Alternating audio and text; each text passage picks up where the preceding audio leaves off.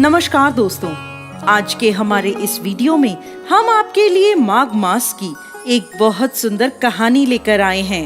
एक समय किसी नगर में हेमकुंडल नाम का एक धनी वैश्य रहता था। वो कुबेर के समान धन वैभव वाला था।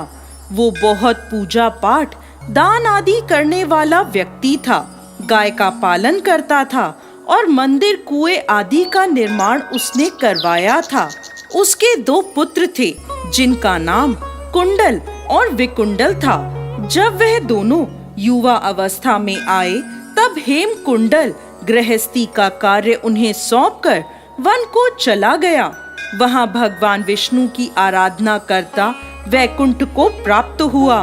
उसके दोनों पुत्रों को धन वैभव का मद था, जिससे वो दोनों वैश्यागामी बन गए और बुरे कर्मों में लग गए। उन्होंने अपना सारा धन नष्ट कर दिया और वह दरिद्र होकर चोरी आदि करने लगे और वन में रहने लगे।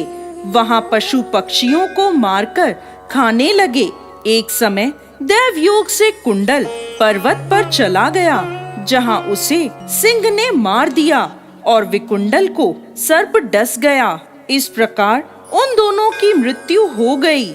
यमराज के दूत दोनों भाइयों को एक साथ यमराज के पास लाए और बोले, महाराज, इन पापियों के लिए क्या आज्ञा है? तब यमराज बोले, बड़े भाई कुंडल को घोर नरक में डालो और दूसरे भाई विकुंडल को स्वर्ग भेज दो।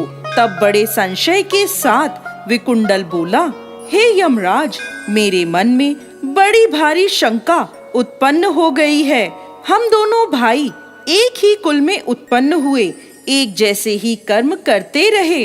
कभी हमने कोई भी शुभ कार्य नहीं किया और हमारी मृत्यु भी एक साथ हुई है। फिर एक को नरक और एक को स्वर्ग किस कारण प्राप्त हुआ है?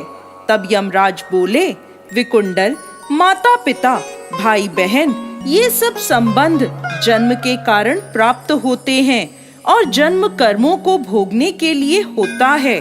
जो जैसा कर्म करता है उसे उसका फल वैसा ही प्राप्त होता है। तुम्हारा भाई अपने पाप कर्मों से नरक को गया है, तुम अपने पुण्य कर्मों से स्वर्ग जा रहे हो। तब विकुंडल ने आश्चर्य से पूछा, मैंने तो कोई भी पुण्य नहीं किया, सदैव पाप कर्म करता रहा। मैंने कौन सा पुण्य कर्म किया है? तब यमराज बोले, सुनो, सुमित्र नाम का ब्राह्मण जंगल में तुम्हारा मित्र था, जिसका आश्रम यमुना नदी के दक्षिण दिशा में था और उसके साथ तुमने 2 बार माघ मास में श्री यमुना जी में स्नान किया था। पहली बार स्नान करने से तुम्हारे सब पाप नष्ट हो गए और दूसरी बार स्नान करने से तुम्हें स्वर्ग प्राप्त हुआ। हे विकुंडल, तुमने 2 बार माघ मास में स्नान किया है। माघ मास के स्नान के पुण्य से तुम्हें स्वर्ग प्राप्त हुआ है। तब विकुंडल मन में सोचने लगा कि अनजाने में किए माघ मास के स्नान का इतना फल है, तो भाव से किए माघ मास के स्नान का कितना फल होगा। तो दोस्तों, ये थी माघ मास के स्नान के पुण्य फल की कथा।